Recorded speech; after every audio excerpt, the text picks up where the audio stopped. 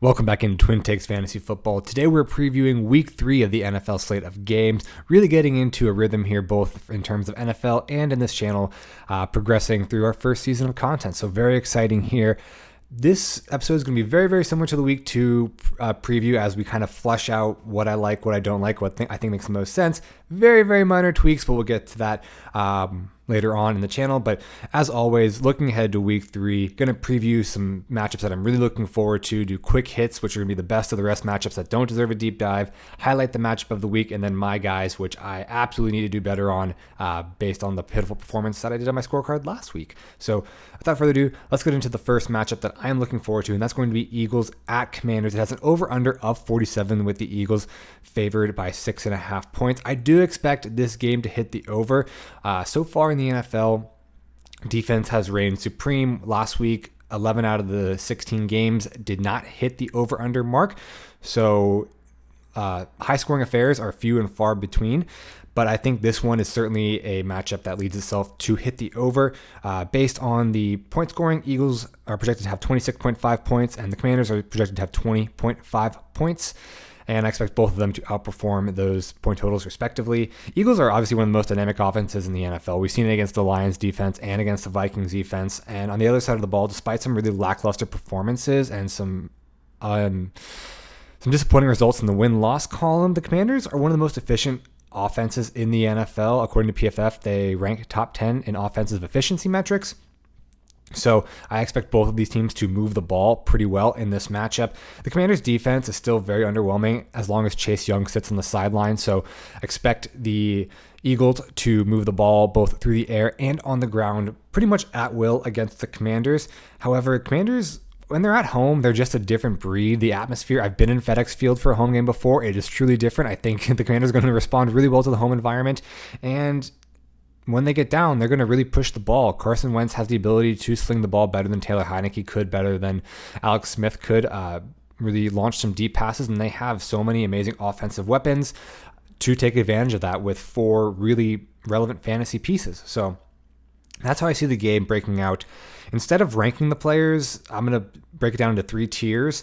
The must-starts, the probably starting, and then the ones that are desperate plays that if you really, really need to play, but I would really kind of shy away from them. So the must-starts out of this game are both QBs. It hurts me to say that, but Carson Wentz is a must-start just given the injuries to Trey Lance, Dak Prescott, the disappointing performances of Tom Brady, and Russell Wilson so far. Carson Wentz has really slotted himself as a top 10 guy. I mean, you're definitely starting A.J. Brown. Curtis Samuel is an absolute must-start at this point. Terry McLaurin and Dallas Goedert are all guys that I expect to see close to 100% start rate. And the probably starting, maybe in your flex area, I'm looking at Miles Sanders and Jahan Dotson. I project them to have decent games, hitting that double-digit mark that we want to see from that standpoint.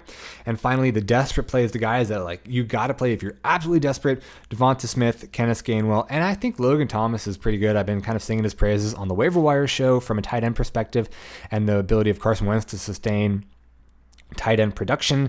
I like his prospects in this offense. So if you need a desperate play at tight end, if you drafted Cole Kmet and Dalton Schultz and you're really down bad, Logan Thomas is definitely a guy that you can rely on. And my projection for this game, this one's hard, but I think 6.5 points is too many points for a division game, so I'll take Washington plus 6.5. Second game I want to highlight will be the Lions at the Vikings. This game has the highest over-under at the week, set at 52.5 points, and Minnesota is currently favored by 6 points. Surprised they get that much favoritism after their abysmal showing against the Eagles last week, but we can talk about in my projected result at the end. So breaking down based on these metrics, Detroit has a projected point total of 23, while Minnesota has a projected point total of 29.5. That seems really, really high, but I'm rolling with it. Vegas obviously knows more than I do. I'm just an idiot on this corner of the internet, just talking about fake football. But let's get into the actual game itself. Detroit has actually scored the second most points of any team through 2 weeks at 71 points. So the offensive production, the fantasy production is definitely there. However, on the converse side, they've also given up over 60 points to opponents, which, I mean, that's just juicy for fantasy football. The Lions, so the offensive weapons on them, and then whoever playing them is just ripe for fantasy points. It's a young defense that's really still finding its footing. Jeff Okudah has shown some bright spots, but there's clearly a lot of development to be done in learning the defensive back position. Kirk Cousins does not have to play under the spotlight this time. He gets to play at his preferred time, which is the noons, based on Central Time. It's the noon game. No prime time, no national NFL coverage. It's well before his bedtime. So expect Kirk Cousins to have a bounce back game, especially against a porous defense such as Detroit's. And they still have two of the top 10 offensive players in the league in Dalvin Cook and Justin Jefferson. So I think, again, above average offenses and below average defenses are going to lead to a fantasy gold mine. And obviously that 52.5 over under is very, very juicy. So definitely a bunch of must-start players from this matchup. You got DeAndre Swift, smash start. Justin Jefferson, Dalvin Cook. You're not taking them out of your lineup. Even with some disappointing performances from Dalvin so far, you drafted him in the first round. You can't just let go of him just yet. And finally, Amon-Ra is now in that territory of must-start week in and week out, regardless of the matchup. So now, moving on to the probably starting. If you're down bad just because of the quarterback situations that we described earlier, the injuries and underperforming performances, Jared Goff, that's a guy you're starting. I've seen a lot of people pick him up off waivers, and he's done well for fantasy. So yeah, you're probably starting Jared Goff. You're probably starting Kirk Cousins. Adam Thielen, despite a couple disappointing performances, he's going to be in your flex in your lineup. Irv Smith and TJ Hawkinson, just based on the way the tight end room has shaken out this year. Definitely guys that I'd feel comfortable starting going into this week, given the over-under of this game. And if you're absolutely desperate, I would be comfortable throwing in DJ Chark and Jamal Williams. If you have multiple flex spots, if you have a very deep roster, very deep leagues, those are guys that I think can break off some chunk plays, maybe score a touchdown and get in on that point total. So I will say the disrespect to the Lions is unreal. 6 points after the way Kirk Cousins and the Vikings performed against the Eagles is just way too much. Detroit +6. They've been in every game both games that they've played in so far. They're a very resilient team. They're a tough team. This is a division game. Detroit +6 is the easiest pick I've had all week. Third game that I really want to highlight is Bengals at Jets. A little bit of a lower under-over in 45, but still, I think these are two offenses that are figuring out and will throw the ball pretty frequently. Bengals are favored by 5 points, which leads to a point total for the Bengals of 25 and the point total for the Jets of 20.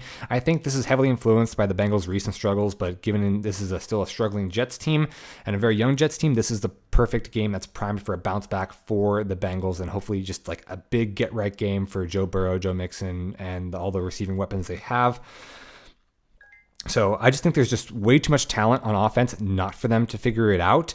I'm not out on the Bengals. I'm not selling off my Bengals assets. Listen, relax, guys. It's 2 weeks in. Joe Burrow, he's called Joe Cool for a reason. He's got a good head and his shoulders. He'll figure it out. I get it. He was screaming at Zach Taylor, no empty set. But it means he understands the game well enough to hopefully, put this Bengals team back on track. And last year they averaged over 30 points a game. So nothing's really changed on the offensive side. I don't think there's a major decrease. The only thing you could say is slight decrease in tight end position, but they still got Tyler Boyd, still got T. Higgins, still have Joe Mixon, Jamar Chase, obviously still there. They still have all the weapons and offensive line on paper to get back into that 30-point average point total. So again, against this, even with Sauce Gardner playing out of his mind for a rookie, I think that they'll still be able to put up a pretty high point total. And again, just a get-right game for the Bengals. And then on the other side of it, with the Bengals, extending that lead. Also, let's look at the fact that Joe Flacco has thrown an average over 50 passes a game. That is insane. He is on track to throw the most passes, I believe, of any quarterback in NFL history. So against this Bengals defense that has been kind of a letdown, even given their investment in, retaining Jesse Bates, drafting, I think it was Dax Hill at the end of the first round. They've put a lot of investment in both monetary resources and draft capital into the defense, but it just really hasn't, performed very well. So I think those 50 passes will generate a lot of fantasy points. So Garrett Wilson obviously had his breakout game. I expect a lot of those young weapons in Breece Hall, Garrett Wilson, Elijah Moore to certainly settle in, acclimate to Joe Flacco still throwing the ball, and should be, a decently high scoring game. So must-start players, obviously Garrett Wilson, you got to start him. I don't think that last week's performance was an outlier. I'm also starting Michael Carter, and Breece Hall with full confidence. The targets are there for them. They're getting respectively over 15 opportunities per game. I'm definitely wanting to take advantage of that over some of the more lackluster options that I've seen in other games. Jamar Chase, you have to start him. T. Higgins, you have to start him. And both Joes, Mixon and Burrow, are guys that, I'm starting with full confidence. This will be a bounce back game. I've said it. This is the third time I've said it. Bounce back game, get right game for the Bengals. I'm probably starting Elijah Moore. Obviously, the targets wasn't there. The production wasn't there last week, despite amazing games from other offensive pieces. I think Garrett Wilson's emergence is going to hamper Elijah Moore's production a little bit, but I wouldn't hate starting him. He's definitely a good flex option.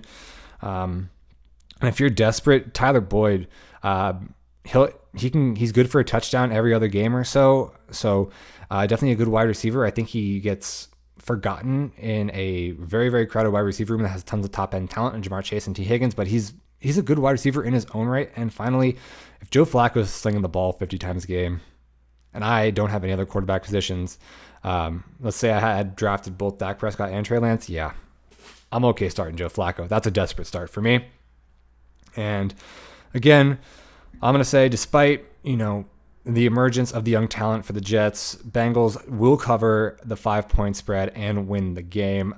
I expect, them to get in the training room, get in the film room, and get right and really change the. They're still a Super Bowl team. They haven't changed that much from the run they went on last year.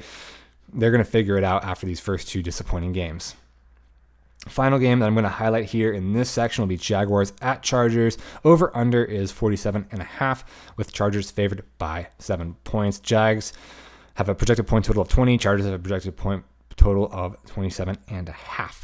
Okay, so this is a game that there's a lot of question marks surrounding just from the health of the Chargers standpoint. Obviously, Joe Burrow has the broken cartilage, and we saw that really affect him when he had to pull up. He couldn't even run 2 yards to get the first down. That's really, really concerning, so we have to monitor his health on a day-to-day basis. Also, Keenan Allen, we don't know for sure yet if he's going to be back in the lineup after the injury he sustained in week 1. But even with those questions, the Chargers offense is so dynamic and so good that I'm willing to continue playing those pieces, even if Chase Daniel is the quarterback. So even if Justin plays hurt, even if Chase Daniel is the quarterback, I think I have a lot of faith in Brandon Staley. I think he's a great coach. I think he knows how to utilize his offensive weapons well. They have a really, really dynamic offense. They really took care of the Raiders the first game. They were competitive with Chiefs, who are a top 3 team in the second game. So my concerns, despite the health, I don't have any concerns despite the health injuries. Jags have also, on the other side of the ball, they've looked very good, and they've been very competitive in their first 2 games, and they absolutely wiped the floor with the Colts last game. Christian Kirk doesn't look like so much of a tremendous overpay anymore. His connection with Trevor Lawrence is looks pretty good. He's emerging as a true wide receiver 1 threat in that offense, especially with Treadwell and Chenault having been shipped out. So maybe that wasn't a bad investment. As Shad Khan, you're not a desirable location. You got to overpay for these guys, and listen, it's better to go in on young talent that has potential than trying to overpay some of these veterans that are going to fall off more quickly. Chargers D is good, but it's not super invincible. We've seen the Raiders and the Chiefs both put up 25 points against them, so there's still concerns around J.C. Jackson. I don't think he's 100% from that injury he was dealing with in week 1. They play a style of defense that really encourages the run, and the strength of Jacksonville is their running backs in both Travis Etienne and James Robinson. It's kind of hard to explain, but they invite run and they kind of protect against the pass. So even though Khalil Mack up front, Joey Bosa up front looks like a very dangerous defensive line, just the schemes that they play invite other teams to run against them and slowly chunk away plays with 4, 5, 6 yard runs. So even though it looks like a bad matchup on paper, I'm very, very confident in both James Robinson and Travis Etienne this week. So with that interesting nugget on the defense of the Chargers and just the way the Jags have been playing, and I still believe the Chargers are a top 5 team, even if Justin Herbert and Keenan Allen don't play, I think this game is going to be another high-scoring affair, one of the few high-scoring affairs on the week. So getting down to the players that must start, if Herbs is active, you got to play Justin Herbert. That dude is just unbelievable talent. If Keenan Allen is available, you're definitely playing Keenan Allen. Mike Williams, regardless of the health of Keenan Allen, you're playing him. He's just too talented not to, and the draft capital is too high not to play him. And you saw last week what he did against the Chiefs. He can go up and put up an amazing fantasy week without even hauling in a touchdown. Austin Eckler, Christian Kirk, James Robinson are all players that are smash starts that are absolutely in every single one of my lineups going forward this week. They're probably playing ETN. His utilization hasn't been there, but you're probably starting him just, again, you drafted him in the 4th, 5th round. I highlighted how good the Chargers defensive matchup is for running backs, just on the style of defense they play that invites running backs rather than having the quarterback throw the ball. So ETN is another flex option I'm considering, and probably given the state of the land of tight ends currently, I would be playing Gerald Everett. He's too involved in that Chargers offense not to at this point. And for the desperate starts, listen, Josh Palmer, if Keenan Allen's out, Josh Palmer, I'm going to go ahead and start him in my flex if I don't have any better options from a wide receiver standpoint. Evan Ingram as a tight end, he's caught 11 out of 12 passes, which is very uncharacteristic, but I talked about this in my preseason evaluation. Trevor Lawrence, young QB. Young QBs really rely on tight ends as that security blanket, and Chenault and Treadwell are gone. There's not many receiving options outside of the 2 running backs and Christian Kirk. So Evan Ingram should be a decent target, especially if they decide to air it out more, if the Chargers put up some points on them. And Trevor Lawrence, I'm seeing some of the wheels turn from the Clemson days. I think he's getting a little bit better. I think he's making a lot of progress. So I think he will be a guy that, probably good stash on the bench, could be a good spot start, good streaming quarterback option come later on in the year. I will say that this was one of the harder games to pick. I think +7 for the Chargers is a really, really good line to put on it. But with the concerns around the health of the Chargers at this point and just the way the Jags have been playing recently and commanding the offense, and they're it's hard for me to say this, but they're probably the top 5 running back duo between Etienne and Robinson. I'm just going to say it's too many points. I'm going to go with Jags +7. I'm picking a lot of the underdogs to cover here, but that's just my gut feeling on the games. So those are the 4 matchups I really wanted to highlight. Quick hits, best of the rest. I'm avoiding the Thursday night game like the plague. I'm pivoting to other options. I don't even care. I've sung the praises about Kareem Hunt, but this over/under is 38. That's absolutely atrocious. Jacoby Brissett versus Mitch Trubisky is not a matchup I want to see whatsoever. I think defenses will absolutely reign supreme. I'm benching Kareem Hunt in most leagues that I have him in. I don't want to deal with it. I don't want to stare at Kareem Hunt for getting 5 points for 2 days before the Sunday matchups. I'm just avoiding this game like the plague. There's too many question marks, too much risk, too much mediocrity all around. Try to pivot as best as you can. Obviously, the only thing I'm really playing is Najee and Nick Chubb. Outside of that, I'm avoiding this like the plague. Even Deontay, I think there's better wide receiver options than Deontay Johnson. I understand the Bears have a great matchup this week versus the Texans, but I'm going to watch them and be very happy to see their get-right game from the bench. I'm not starting a single Bears asset. No questions asked. I'm playing the Ravens with full confidence. New England defense is not as good as years past. I think they're currently viewed as this vaunted defense, but they've lost a ton of guys. The defense isn't as good. J.C. Jackson left in free agency for the Chargers. And listen, Lamar is playing at an MVP caliber pace. We saw what Lamar did a couple years ago when New England had one of the top ranked defenses in the league. I'm playing all of my Ravens with full confidence. Duvernay, Bateman, Lamar, Mark Andrews, absolutely no concern, and I'm avoiding New England players like the plague. From the Rams Cardinals matchup, I'm not playing any running backs. The injury around James Conner concerns me. I don't think and with either Darrell Williams or Benjamin facing Aaron Donald in the trenches, I don't want any piece of that. Still too much question marks around the utilization of both Cam Akers and Darrell Henderson. I'm just staying away. There should be better running back options to utilize. I would honestly rather play Jamal Williams over any of these running back options. QB connection should be on display this game, so I'm looking at Stafford to Cup, Kyler to Hollywood, and let's just call it right there.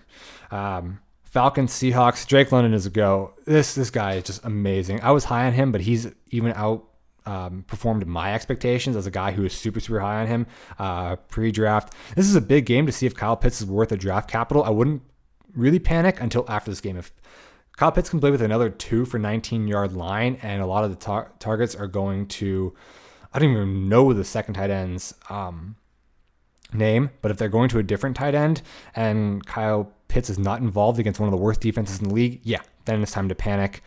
And this is honestly an opportunity for Kenneth Walker to take the running back 1 spot in Seattle after I think Rashad Penny only got 5 or 6 touches last game. So I'm not going to start Kenneth Walker, but I'm watching him with great interest in this game.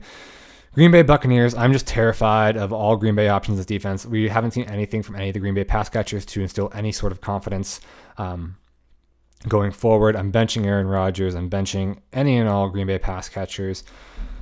I'm pretty trepidatious of the running back options as well, just given how strong this Buccaneers defensive line is. But if you've drafted A.J. Dillon or if you've drafted Aaron Jones, you're probably forced to play them. So I would play them, just not expecting too much from a high ceiling standpoint from either of those guys. I love Fournette, though. I do love Fournette in this game. This is going to be a get-right game for him with all of those, with Godwin out, with Jones out, with Mike Evans suspended for a game.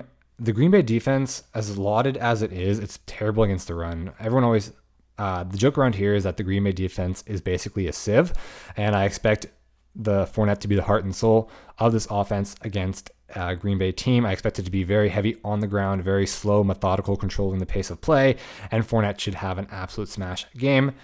Broncos and 49ers. In my notes here, I just have Broncos options with a ton of laughing emojis. So, yeah, no Broncos. Now, let's get into our match of the week. Can we go 3 for 3 for Thursday night games?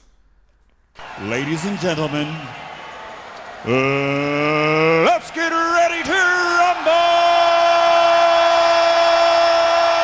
Absolutely not. We are not highlighting Pittsburgh and Browns as our matchup of the week. Our matchup of the week, to the surprise of absolutely no one, is going to be Bills at Dolphins, another insanely high over-under at 52 points, and Buffalo is favored by 6 points, which leads us to the projections of Bills scoring 28 points and Miami scoring 24 points. So we've seen absolute offensive outbursts from both of these teams in the past 2 games. Both of them have, I would say, passed, but they've been sky high of their projected point totals of the past 2 games.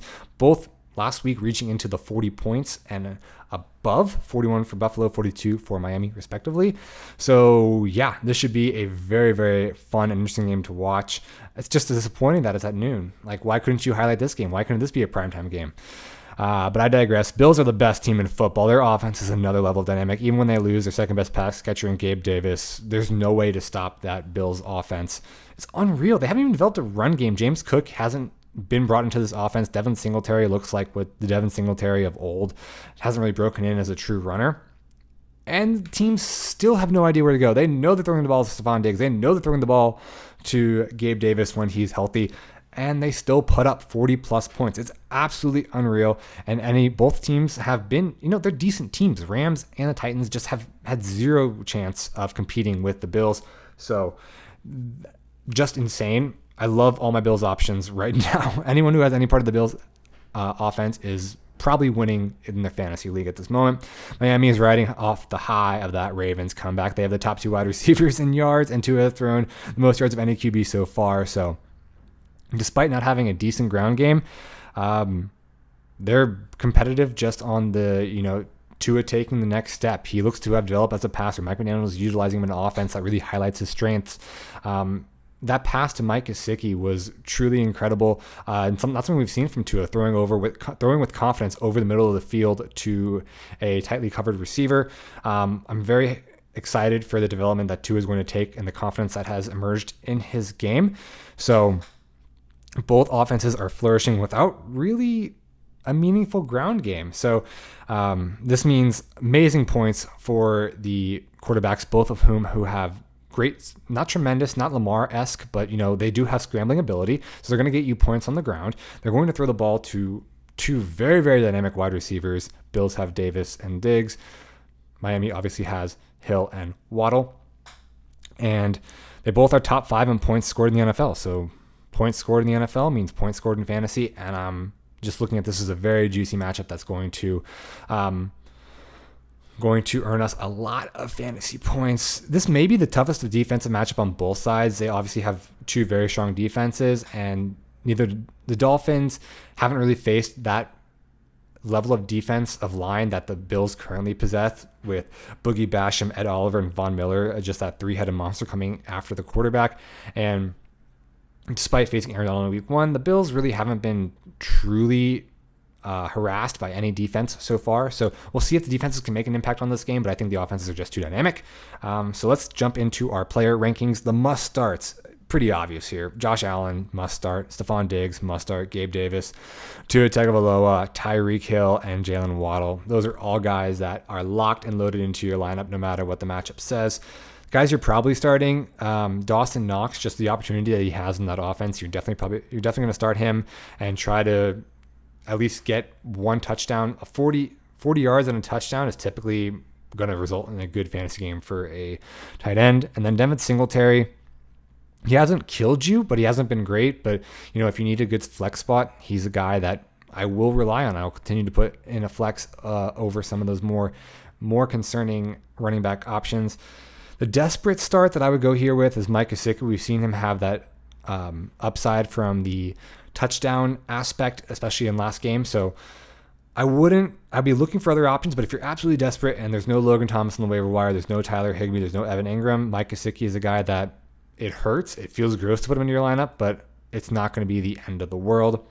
I will mention I'm not starting a Dolphins running back. Again, we looked at that defensive line from the Bills and Boogie Basham, Ed Oliver, Von Miller. It's going to absolutely wreak havoc on any running attack from the Dolphins, and also just given the uncertainty around who's the actual running back one. We had Chase Edmonds take the most opportunities in week one, and then we had Raheem Mostert take the most opportunities in week two. We don't really know who's going to start there, so in the fact that I don't know who's the running back one, and I can't start either one of them with confidence, but also the defensive line they're going up with, I am going to pivot to any other running back option I can here. So that's going to wrap up my game of the week. Should be a very, very fun game to watch. Let's go in. My guys for week 3, going to try to do better. First one is going to be DK Metcalf. I know he's been a little disappointing for the first 2 weeks. Had some unlucky calls, had some big plays taken back by a penalty, but this is a really good matchup against Atlanta. I think Pete Carroll even came out as truthful or lying as he wants to be. He said we have to get DK more involved down the field. I think this is a great matchup for DK to make a big bounce back game, and I think despite the recent struggles, he's a guy that should be in your lineup this week. James Robinson, we kind of touched on this in the Chargers versus Jaguars matchup, but he's clearly emerged as the running back one down there in Jacksonville. And we talked about the Chargers style of defense that does invite the run. He has seemed to recover really well from his Achilles and is still fairly explosive for a running back that's less than a year removed from an Achilles injury. So I expect him to churn and chunk on the ground and build up a pretty good amount of yards and fantasy points. Thirdly, Michael Carter. I'm taking Michael Carter over Breece Hall here, just because that he had more targets in the pass game than Breece Hall. He's been shown that there's more trust in run defense from Michael Carter. He's better in blocking and chipping and keeping the quarterback standing upright. And when Joe Flacco's throwing 50 passes per game, that's something you absolutely value. He had very similar running opportunities, so there's no real difference between Breece Hall and Michael Carter as who's taking handoffs out of the backfield. So I'm going to bet on one of those running backs against a kind of shaky Bengals defense at the moment. I'm going to go with Michael Carter, and I would definitely be putting him in my flex position. Definitely over any Miami Dolphins running backs, definitely over any Rams running backs, definitely over any of the Cardinals running backs as well. So number 4, Devin Duvernay. I know it's hard to start waiver wire guys, but listen, it worked out last week with Curtis Samuel, and I'm going to go with another waiver wire guy here. New England tends to try to take away your first option. That's the hallmark of a Bill Belichick defense. So that's currently going to be Lamar's rushing ability and Rashad Bateman in the pass threat. Expect to have a lot of focus on Bateman. Expect to have a lot of focus around the defensive line. That's really going to open up Devin Duvernay for a lot of options in the pass game from Lamar Jackson and a lot of dump offs, and especially coming out of the slot, Devin Duvernay should be very productive. Unlike Chase Claypool, because this is the same reasoning we use with Chase Claypool, and you're like, listen, it didn't work out for Chase. Why would it work out for Devin Duvernay? Yeah, but Devin's done it in 2 games so far. He has, I think, 3 touchdowns in the season so far. He has put up multiple double-digit fantasy weeks, and I think that this Ravens offense, led by Lamar, who's having an MVP caliber-esque season, is much, just many moons better than the Pittsburgh offense. So I'm very, very confident Devin Duvernay showing out this week as a flex start. And finally, Dameon Pierce. I know, scandalous. Pretty rough start to the season after his meteoric rise in the pre-draft rankings. I know a lot of people took him in the 4th or 5th round if you're drafting a week or two before the season. So it's been a pretty disappointing start for Dameon Pierce, but this is a matchup against the Bears. It's finally Pierce season. We've seen Lovie Smith come out and say, we got to get Pierce the ball. We got to have him run the ball. He's a guy that's a finisher for us. I think against this Bears defense, this is the breakout game for Dameon Pierce. It's going to be uncomfortable putting him in your starting lineup again after he's disappointed you twice. This is where I'm putting him in with full confidence. So those are my guys. Extra credit, just because no one needs me to tell you that you should be starting Leonard Fournette, but Leonard Fournette's going to have an absolute monster game. Zero concerns about Leonard Fournette. Should be a very, very fun fantasy matchup for him. And he's my extra credit one. In case these picks go bad, I'm using him as a substitute pick to get myself back on the winning side of things and my guys. So those are my guys for week 3 that you should be starting in your lineup with full confidence. You know, there's only one thing that I'm not clear about.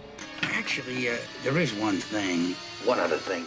My parting advice here is don't let draft capital influence your start-sit decisions. Yes, it is immensely hard to a guy that you have put a top 3, top 4 round pick. We're looking at guys like Terry McLaurin, DJ Moore, a Breece Hall potentially. And when you invest that much into those guys and seeing them not perform for 2 weeks, it's easy to just say, oh, it's right off on a fluke. But now we're 2 weeks into the NFL season. We've seen how NFL teams are utilizing players. We're seeing breakouts from guys like Curtis Samuel, Devin Duvernay, even Carson Wentz.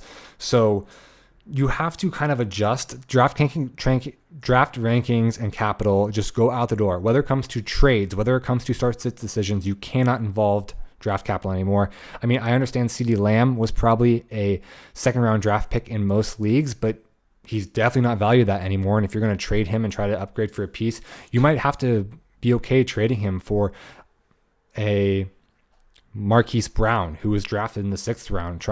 I don't even think you could trade him for Drake London at this point. Draft capital does not matter. We have seen the NFL production, so throw draft capital out the window.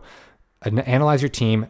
Take this with a "what have you done for me lately" approach. So I understand, but if you continue to do your start-sit decisions based on, okay, well, I drafted this guy in the 3rd round, I need to continue starting him, it could put you in a very bad decision. So this is why we're picking up guys like Devin Duvernay and playing him over, maybe a Deontay Johnson on Thursday night. This is why we're playing a Michael Carter over a Breece Hall, who was picked up in the 4th round. Michael Carter is in the double-digit rounds, or maybe even picked up off of waivers. This is why we're playing a James Robinson over, frankly, some of the guys that were picked in the 3rd, 4th round from the running back spot. So do not be static, be adjustable, forget draft capital, throw it all out the window, and it will make you a much, much better fantasy player. But that being said, I hope you guys have a wonderful week 3, and hopefully you are back on the winning ways of things, and some of this advice has helped. Take care. Oh, and also, forgot to mention, like and subscribe, share with your friends.